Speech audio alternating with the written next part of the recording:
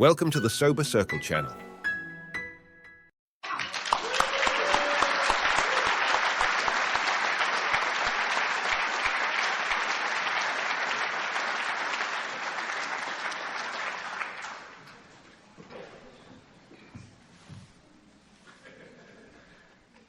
Good evening, my name is Kent Coleman. I'm an alcoholic. My dry date is May 18th, 1992. Venice Group, Sandusky, Pray for Our Group. We're still struggling with location since COVID. I have a sponsor. He's actually sitting right down here. My best friend is sitting right here. My girlfriend is sitting here. There will be honesty tonight like you have never heard before. I don't want there to have to be a rebuttal after this talk. First off, my parents raised me right. My mother, I always would say, would stand up right now and go, "You ain't turned out right." But anyway, I want to thank the committee for the invitation. It's an honor and a privilege to participate in anything in Alcoholics Anonymous. The life I have today is because of people like you in rooms of Alcoholics Anonymous, 12 steps of Alcoholics Anonymous, sponsorship, home group, and working intensely with other alcoholics. And that's the reason I have the wonderful life I have today. It's sometimes hard to put things into words because they are of spirit. They come from in here. And sometimes they defy my ability to express them vocally, but I will use the two words that I learned from my grandmother, and those are thank you. Thanks for having me. I want to thank Janelle for coming with me. Today is 5 years ago. Today is the first time she and I met in person. And so it is... She is the light in my eyes and the wind beneath my wings, and I am grateful for the life that we have. It is, and that's like a lot of like what I'm going to talk about today is step 1 and 2. Listen, step 1 is non-negotiable. Step 1 is non-negotiable, and step 1 for me is a call for action, but I'm going to talk about that in a little bit. I've always said that alcoholism, many refer to it as a disease of denial. I don't believe that. Now, it could be, but I think in most cases it's a disease of ignorance. Had you asked me the day before I came to you if I was alcoholic, my answer would have been no. And that answer would have been based not on what was going on with me, which I didn't understand. It would have been based on the fact that I didn't know what alcoholic was. When I got off from work in the morning and went down to the tavern and said, "Man, I've been thinking about a beer all night," nobody stood up and said, "That's the mental obsession that precedes the..." We didn't know.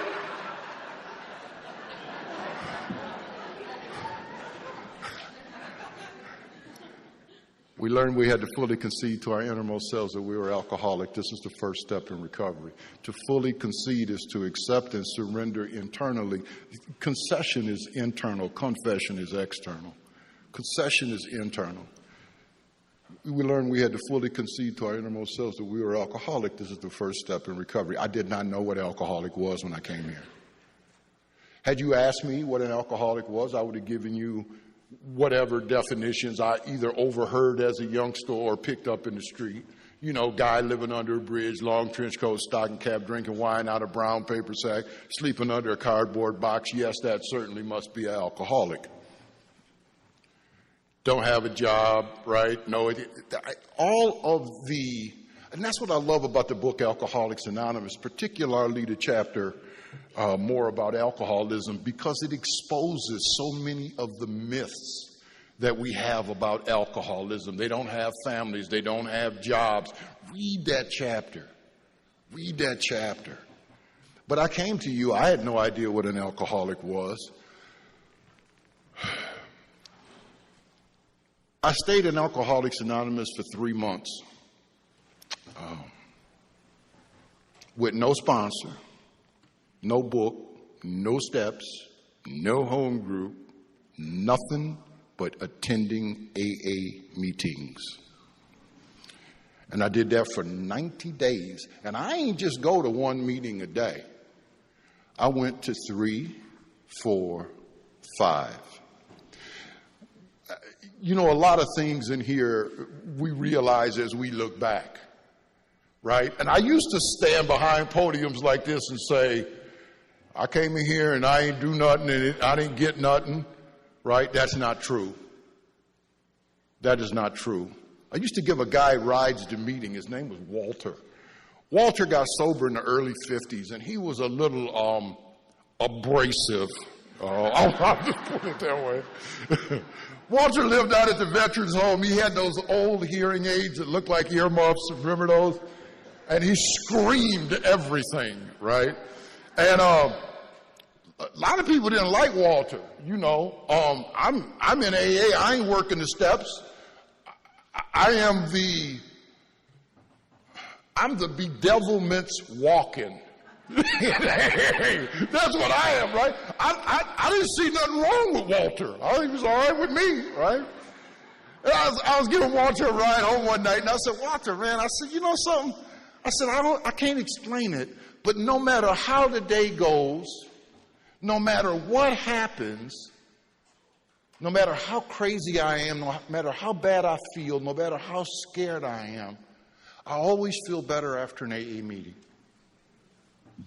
And Walter turned and he looked at me and he said, don't you know why that is, dummy? And I said, no, Walter, why is that? He said, what's the first thing we do in an AA meeting? I said, we say the serenity prayer. He said, what's the last thing we do at an AA meeting? I said, we say the Lord's Prayer. And he said, and you've been sitting in the fellowship of the Spirit. And he said, that's why you always feel better after an AA meeting, Kent. And I have not forgotten that. So that's what I did for my first 90 days in here, is I sat in these meetings. And I didn't get better. I didn't get better. I got worse. I became more angry. Here's what really happened to me. I became more frightened. Because now I don't have that thing I used to lean on. I don't have that anymore. And the more frightened I became. See, I'm not a bad guy. I'm not a tough guy. I'm not a gangster guy. I'm a scared guy. I'm a scared guy. And the more frightened I become, the more desperate I become to try to control the things around me that scare me. And I'll do that any way that I think I need to do it. If I need to feel like I need to holler at you or control you or dominate you, if I feel like I need to kiss up or suck up to you, whatever it is, because I'm so scared. And so this went on, and it went on. 60 days not drinking and going to AA meetings every day. I picked up a steel bar at work, and I intended to smash a supervisor in the head with it. And had I done so, I'd have killed him. And I'll tell you, I intended to do it. That's what I looked like 60 days. No booze, nothing else, right? Don't drink and go to these meetings. And you know, if you go to enough meetings, you'll hear somebody say that. And if you like me and you scared as I am, I latched onto that. Don't drink and come to these meetings. Don't drink and come to these meetings. If I put my arm through a window and I cut an artery in my arm and I start bleeding all over the floor, I drive myself to the hospital, I run in the emergency room bleeding to death. The doctor walks out and says, come on back, Mr. Coleman, we'll treat you now. I sit in the emergency room bleeding to death, look at the doctor and say, no, thank you, I'll just sit here. And I bleed to death in the emergency room. Ladies and gentlemen, welcome to the emergency room. I've been here for over 30 years now, and I've watched people die of untreated alcoholism who attend these meetings on a daily basis for years and years. Remind the prospect that his recovery is not dependent upon people, it is dependent upon his relationship with God. Okay. And there's a lot of things that go into that. 90 days. Oh, I didn't hit that guy. Actually, a guy came and saw what I was about to do and grabbed that piece of steel out of my hand. I sponsor him today. True story. He's actually sober longer than I am. And I sponsor him today. And all he said to me was, man, you need to get some help. All right? 90 days I'm sitting in the parking lot of a bar. Over 250 meetings of Alcoholics Anonymous in 3 months, and I'm sitting in a car, and I'm gripping the steering wheel, and I'm vibrating. Anybody know what that's like? I'm vibrating, dude. And I'm thinking to myself, what am I, some kind of freak? I go to these meetings every day.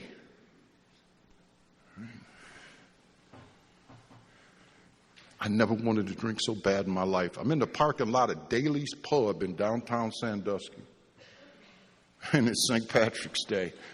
Daly's Pub has a green back door. And I knew what was behind that green door. And what I did is I said my first prayer. 3 months, I ain't said a prayer. At my first AA meeting, I was raised in the church. I'm going to talk about that in a little bit. But at my first AA meeting, they got up and said the Lord's Prayer at the end of the meeting, and I didn't remember the words.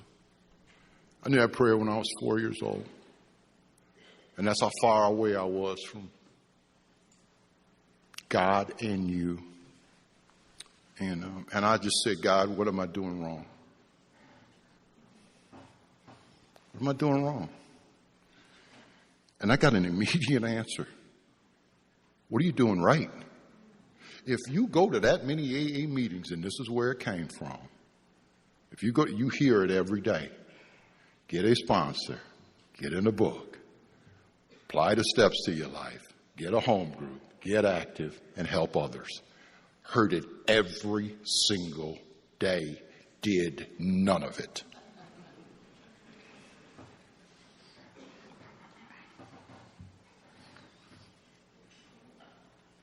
And it was in that car that I fully conceded to my innermost self that I was alcoholic. So I get this sponsor and we get in this book. And there's something in there called the doctor's opinion, and it describes. See, I'm not going to stand up here and quote out the book.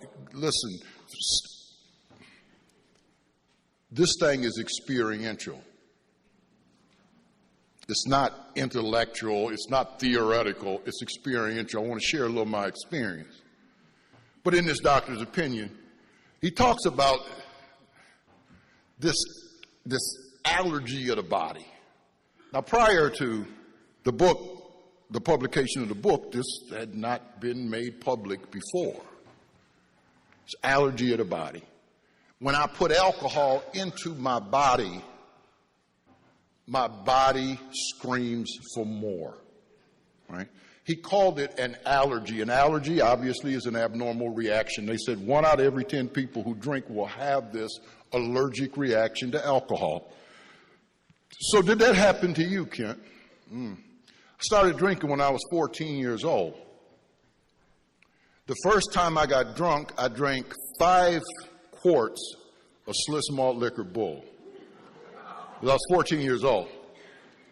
The upshoot to that, right, and how that story ended, because, it was one of them magical days, the effect produced by alcohol. The fear leaves, the mouth starts running, right? The sky got bluer, right? I got bigger, you got smaller. The effect produced by alcohol. And that's what happened to me that day. The upshoot of that day, I went home. According to eyewitnesses at the house, I threw up all over the house. It started in the living room, through the kitchen, through the family room. Right? My grandfather fell on the floor laughing. Went in the bathroom, hit everything but the toilet. Y'all know how it is. My mom, go ahead, clean up this mess. You know you've been drinking. It smells like a brewery out here. Stagger into the hallway in what later years I always say would be my drinking uniform, my underwear. I got one of them hangovers you can take out and look at, right? I'm dying. I go in the bathroom. I look through bloodshot eyes into the mirror. Stay with me if you knew. And this is what I said.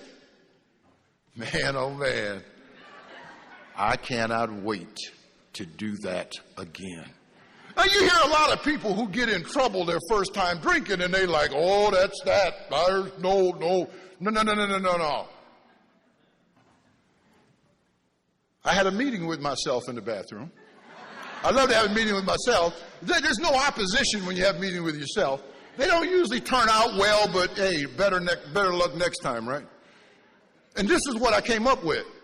Okay, Kent, you got drunk, you got sick, and you got grounded for life. That was my penalty for this, was grounded for life, okay? So here's what you need to do. The reason you got grounded for life, Kent, is not because you got drunk, it's because you got sick. So what you got to do is learn how to drink without getting sick. This is Kent at 14 years old. Y'all follow this?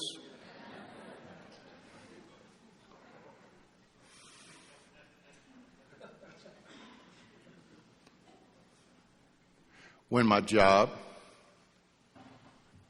when my family, when my freedom, and eventually when my life depended on me not drinking, no matter how bad I didn't want to, no matter how bad I knew I shouldn't. I have an obsession of the mind that will justify the taking of a drink even if it kills me or even if it kills you. And I don't know if you got what I got.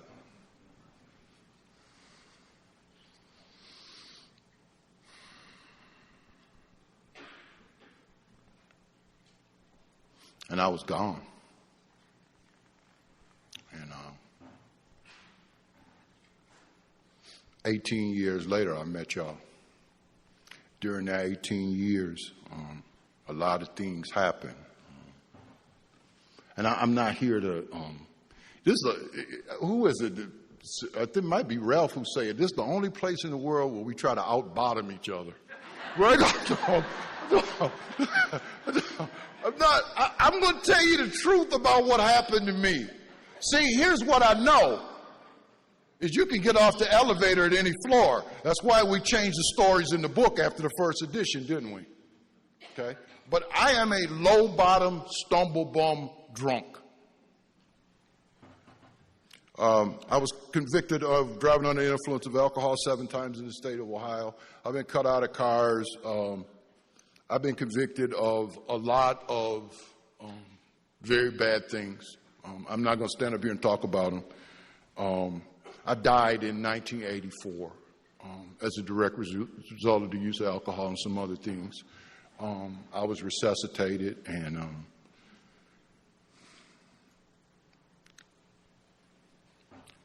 my older brother died when I was 13, and killed my mom and daddy, killed my grandparents. When you see your parents hurt like that, it's different than seeing somebody else.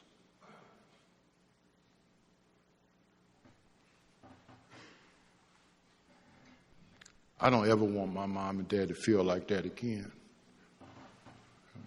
1984, I come to in the cardiac unit,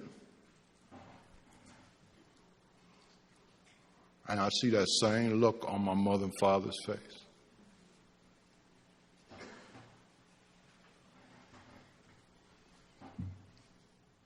And I laid there, And my mother said to the doctor, I done already lost one son. I can't lose another one. And I laid there and I said to myself, God, if you let me live, I never drink again. I swear I never drink again. And I'm going to tell you something. I meant it as much as I mean it now. I spent 48 hours in the cardiac unit, and the cardiologist said it's a medical miracle. His heartbeat is fully restored, as strong as a horse. And they took me out of the cardiac unit and put me in a regular hospital room. I'm in the regular hospital room, 10 minutes out of the cardiac unit, and here's the thought that comes to me.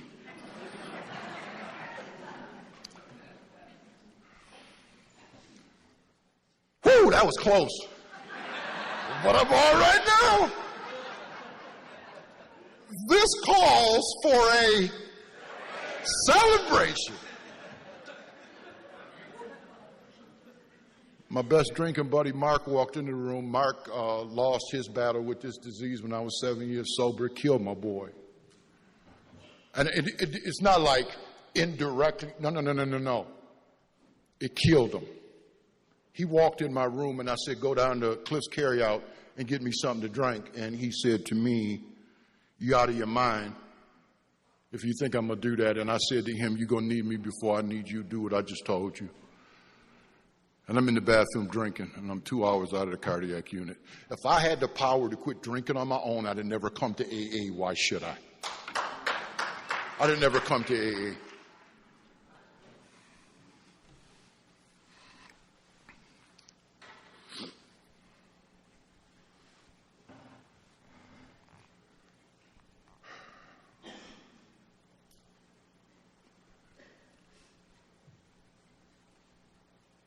They cut me out of a car at the corner of Columbus Avenue and Taylor Street. This is my last DUI. With the jaws of life. About 7 o'clock on a Sunday morning. Been up all night. Was busy, you know. Driving the car ain't got no brakes on it. Now I work at Ford Motor Company.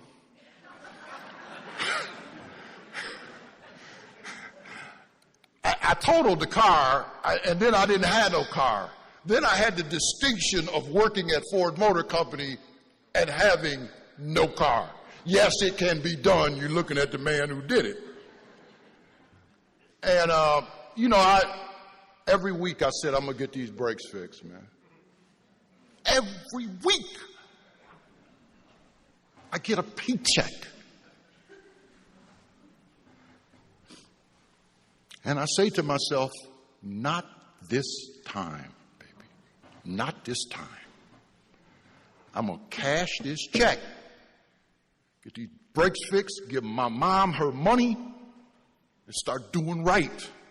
Listen, I don't know about you, but I wasn't raised to live like an animal because that's how I lived.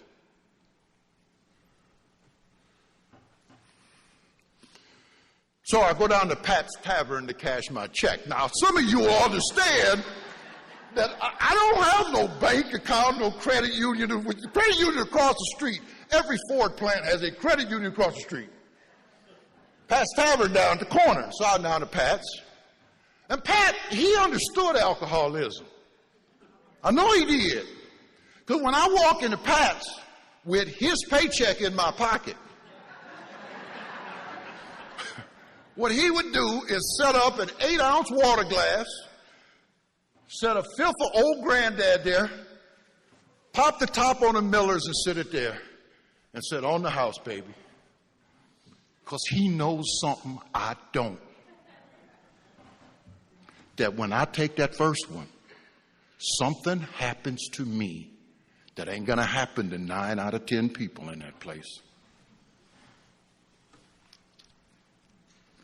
And I wake up on Saturday and I say, no more. Does anybody follow what I'm saying?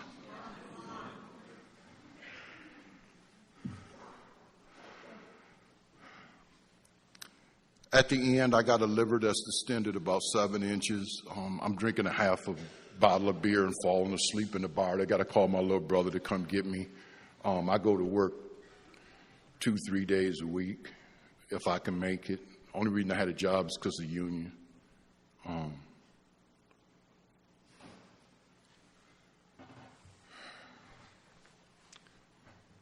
Man, everything gone. I'm banned for life from my mother and father's home for breaking in there and stealing. Y'all know that. And I just quit caring anymore. One thing about this illness, we talk about from black and white to technicolor, how it just sucks the color out of everything. Everything just was gray. All I ever said was, I don't care.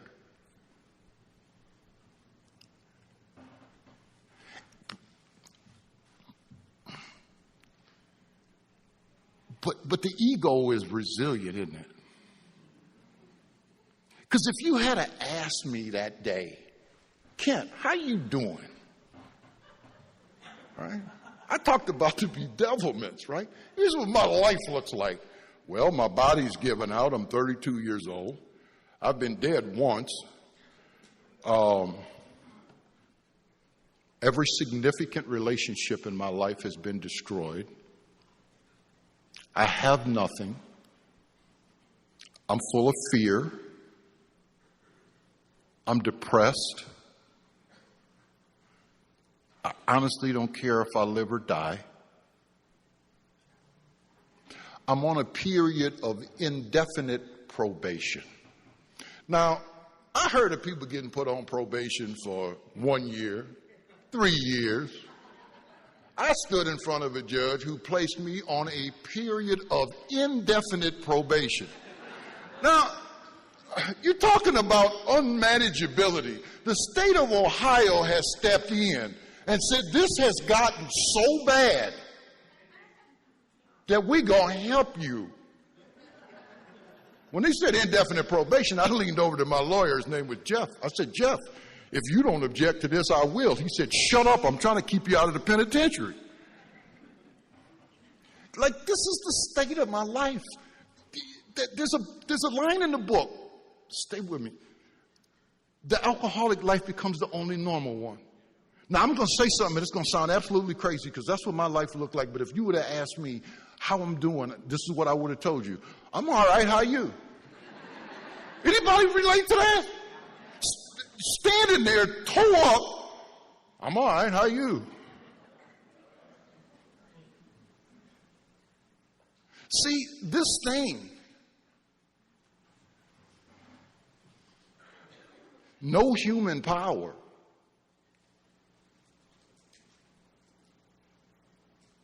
no human power. So I got this obsession of the mind. I got this allergy of the body. I used to think the allergy of the body was just that, I drink like a man, y'all weak. Throwing up in my car, right? I didn't know. I didn't know. I would have these moments of truth because this thing is progressive. Like I went off to college with goals and hopes and dreams and aspirations, just like Bill Wilson. I had a family that set me up for success. They set me up for success. And when I left to go to school, and I went to a really good school, I was already gone. 18 years old, I'm sitting up at 2 o'clock in the morning with my roommate, Dave. We had a disco ball in our room with the glass. And we had the music playing. It was about 2 o'clock in the morning. And I looked across the room at Dave through the disco lights. And I said to him, man, my life's a mess. And I was not smiling when I said it. And he looked back at me through the disco lights and said, yeah, it is.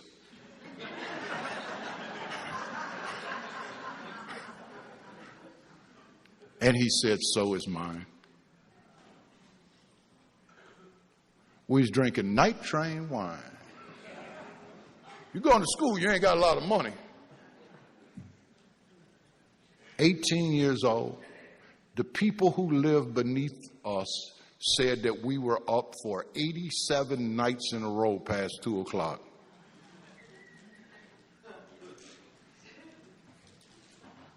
All I said to them was, I thought it was 88. If you don't like it, come join us. And they did, drank up half our wine. That is a true story. But anyway, I have this sponsor, and we're going through this book.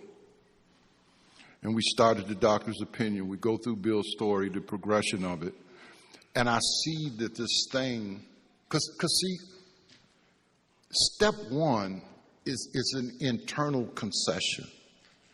And the book, Alcoholics Anonymous, and I know it's a hand to God book because the people who wrote it were incapable of doing it. The book can raise the bottom for you. It will give me, if I can identify with it at a personal level. So when I'm taking a new guy through the book, I got 2 brand new guys right now. We page by paging. And I'm getting them to tell me, okay, yeah, it happened to me. I want to know, how did that happen to you? Talk to me about it. I call it sinking the hook. Until this thing get real in my experience, it's just very interesting information. Very interesting information. How did that happen to me? When did it happen? Tell me about it. And that's what started to happen to me. I started to see that this thing takes, that it doesn't give. I saw the progression of everything in Bill's life. I saw his relationship with his wife. I saw his career. I saw his friendships. I saw his health. I saw the effect of alcoholism on those around him.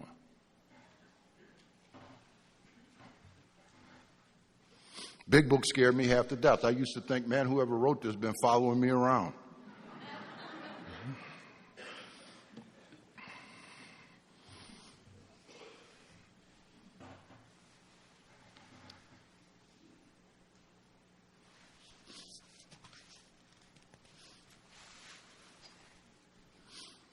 I have a moment of clarity sitting outside the Pump Lounge.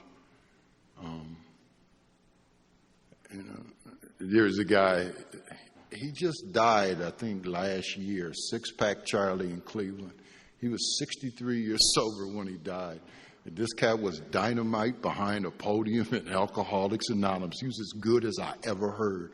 And Six-Pack used to say, that's the moment when God paralyzes the liar in you long enough for you to see the truth. And I sat in the car and I saw the truth, and the truth was simply this: if you don't stop drinking, you're going to die, and you better get some help because you can't do it by yourself, and you better do it now because you're running out of time.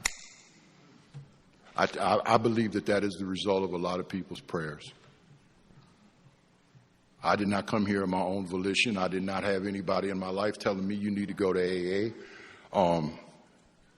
As much trouble as I have been in, which was alcohol related, which was all of it, no judge ever gave me a paper and said, you need to go to AA meetings, get this paper signed. And I know that other people was getting that, and I know that the reason that it didn't happen was God knew that if I wasn't ready, that I wouldn't come back.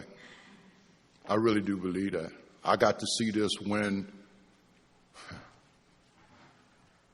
my first sponsor used to say, AA works best when you run out of ideas.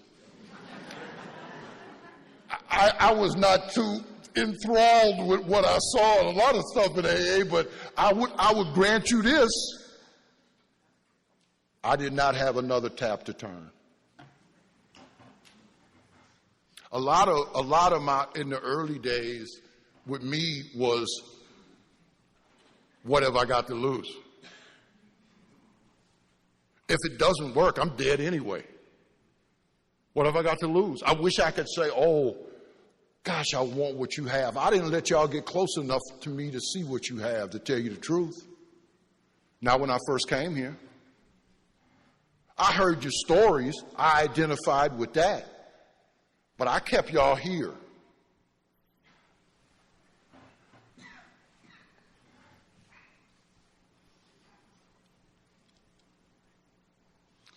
So how it happened for me was the concession in the car that I got to do what they're saying at these meetings or I'm going to drink, and if I drink, I'm going to die. There was no question in my mind.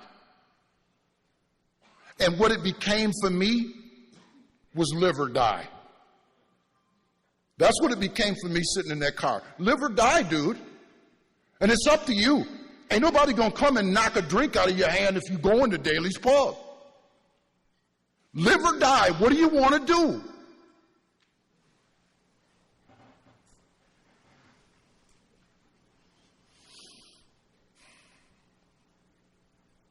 And I turned that key and I went to a meeting and I got some help. When I say step one is a call to action, that was the action that followed. I decide I'm alcoholic. I decide I want to live. Okay. And these are the things that I'm going to need to be able to do this. So I started to move my feet.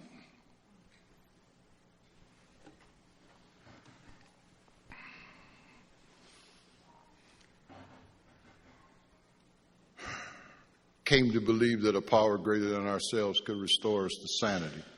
Okay. Came to believe.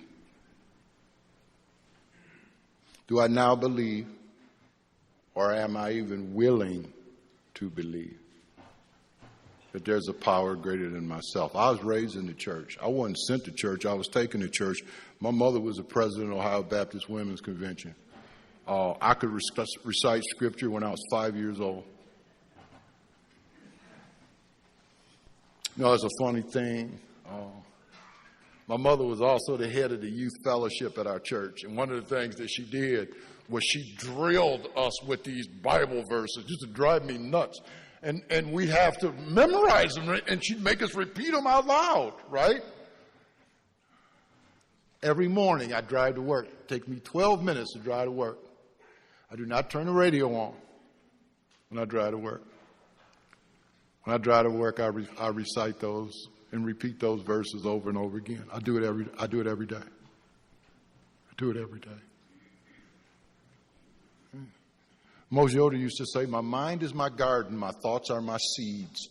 What will I harvest, flowers or weeds?" What you putting in here? What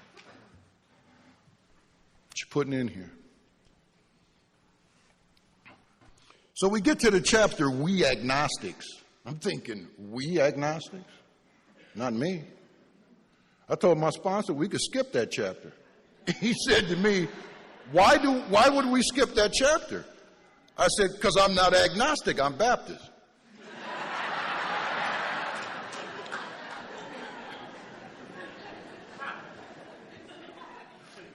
His response to me was, I beg to differ.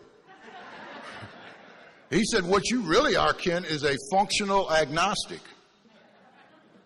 Now, I didn't know what that meant, but I didn't like the sound of it. So I said to him, what is that?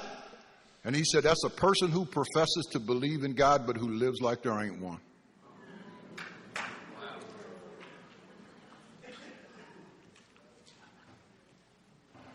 And that was me.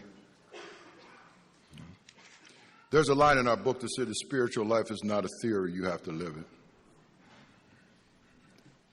Knowing about this power and having a relationship with this power are two completely, totally different things. A relationship with this power for me is not about knowledge and intellect. Right? It's about the application of principles. Came to believe that a power greater than ourselves could restore us to sanity. What is sanity? Soundness and wholeness of mind.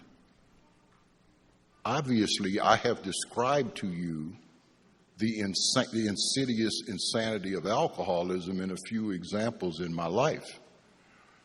It was so insane. When I got cut out of the car, the next day I was recounting the story down at the Bucket of Blood, which is Nell's Cafe. And one of the guys said, "Oh my God, thank God you were drinking." I said, "Why?" He says, "Because you were limber." He said, "If you'd have been sober, you'd have stiffened up, you'd have broke your neck." I said, "Oh my God, it saved me again. Give me another drink." Anybody relate to that? That's a true story. Booze is always the victor, no matter what the condition of my life, even at the end. When I'm drinking a half a bottle of beer and falling asleep, they got to call my little brother to come get me. Bill used to say all the time, I never walked into a bar room and said, "Hey, bartender, give me a shot and a beer. I want to be in jail by 9 o'clock. It's always going to be different. Booze, tonight's the night. Tonight's the night I'm 14 again.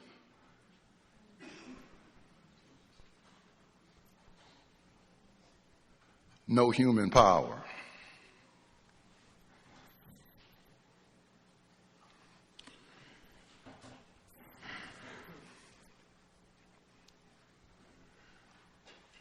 As we went through the chapter, he explained something to me, and there's something I do with the guys I sponsor. The purpose of the chapter, We Agnostics, is not to convince me that there's a God. The purpose of the chapter, We Agnostics, is to open my mind to the possibility. To open my mind to the possibility. To get me to examine the fallacies of my thinking. My willingness to grasp any new concept that comes down the pipe. And we live in a highly technological age now, right? I'm still waiting on that hologram keyboard with the iPhone, right? I'm waiting on that because they said they were going to do it, right? And I don't question it. But when my mother says, God sure has been good to you,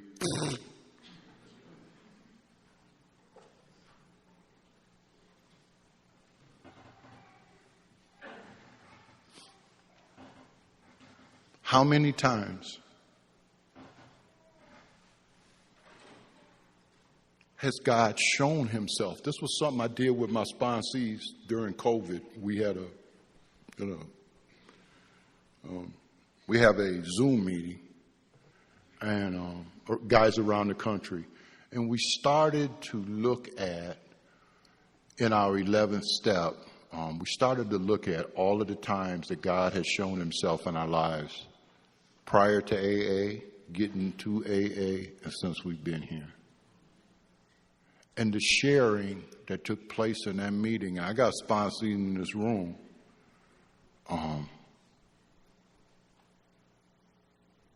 It was beyond words. Yet,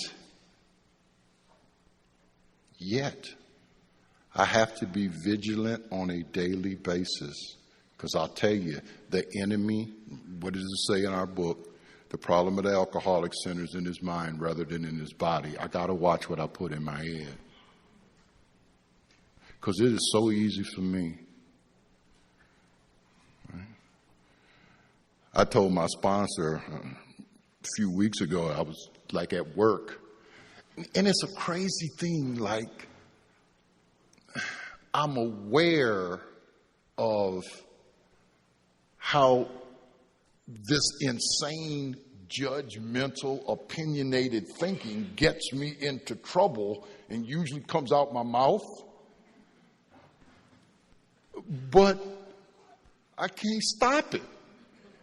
This thing up here, like I go to work, I be prayed up, you know, I'm ready. I've been meditating, even in the car on the way. I'm getting right. Man, I get in there and I sit down at my desk and somebody walk by and I'm thinking, I bet you ain't done nothing this morning. It just starts this thing.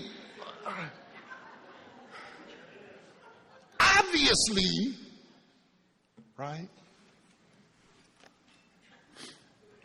I need help. Obviously, right? So I come to believe, which infers this is a process. But how does the process take place? It was a lady in treatment, when I was in treatment, who used to come to the meetings at the treatment center. And she would always say to me and my roommate, fellas, if you take one step toward God, God take two toward you. And I thought, well, that's a real nice platitude from some church lady, right? The depth and weight of that, it's taken me 30 years for that to start to sink in.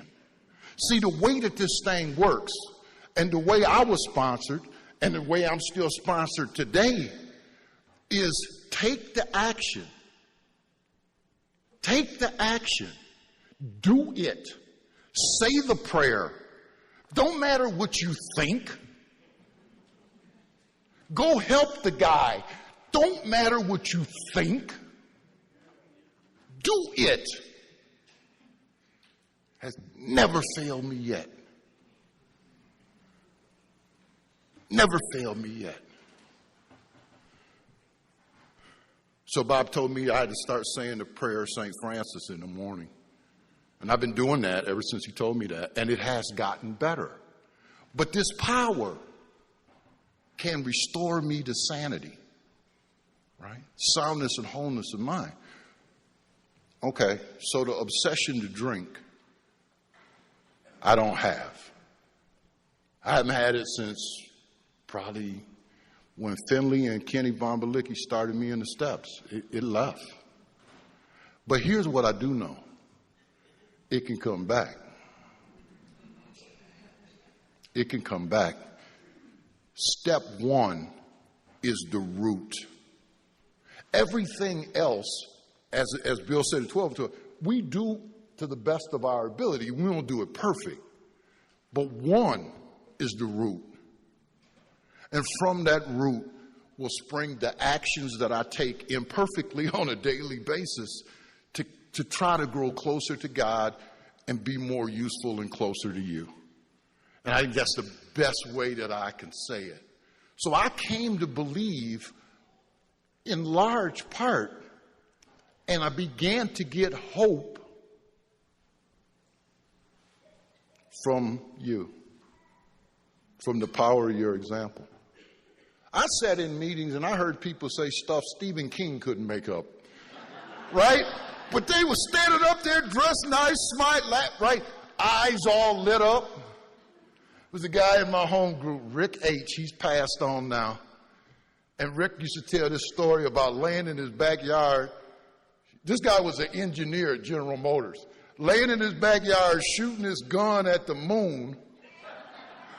Because he told his wife and family he was going to the backyard to kill himself. And he would shoot his gun at the moon, and he'd look at the house and wait on them to come to the window to see if, and he said, nobody came. Right? Dude, I listened to that. I'm like, yes, that's me. Right? Mr. Self-Pity himself. Right? Me.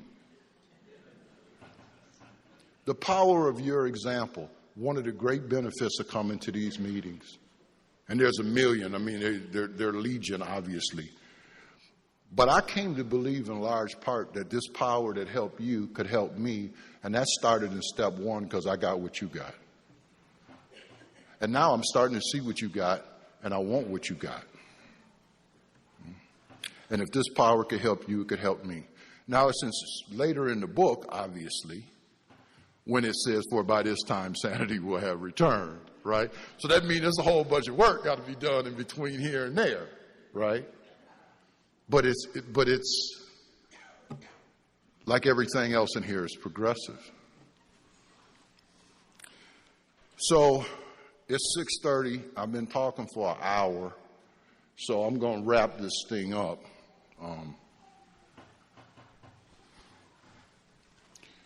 When we get to the ABCs,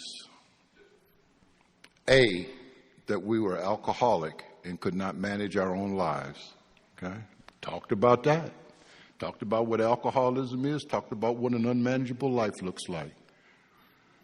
B, that probably no human power could have relieved our alcoholism. If I had the power to stop this on my own, I'd have never come here.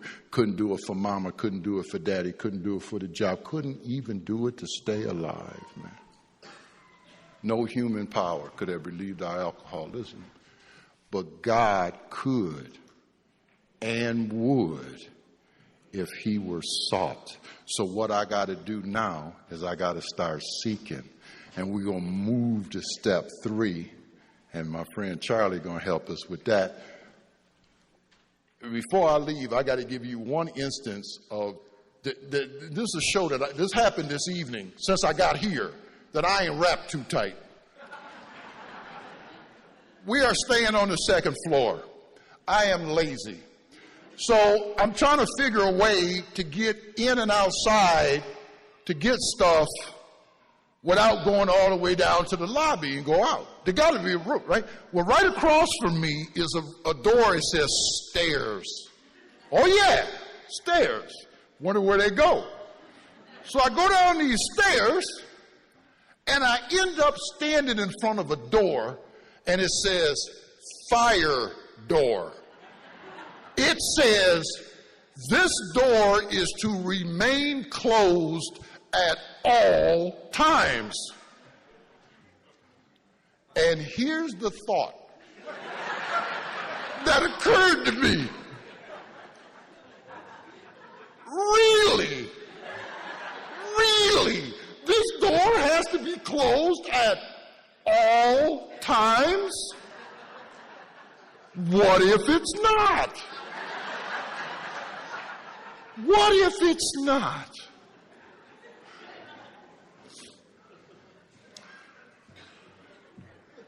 Right then, the restoration to sanity occurred. I heard a voice. Usually it's my voice, which really makes it hard to get by, but it wasn't my voice this time. Was it God's voice? No, but I believe it came from God. It was Janelle's voice. And what it said was this: I cannot believe you did that. You got us kicked out of the hotel when you came here to speak. I've never been more embarrassed in my life. My sanity returned, and I thanked God. God bless you. Thank you very much.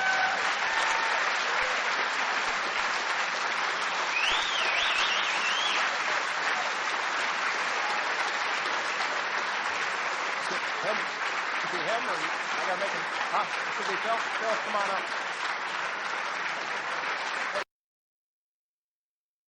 Thanks for listening. Please support the channel by liking and subscribing.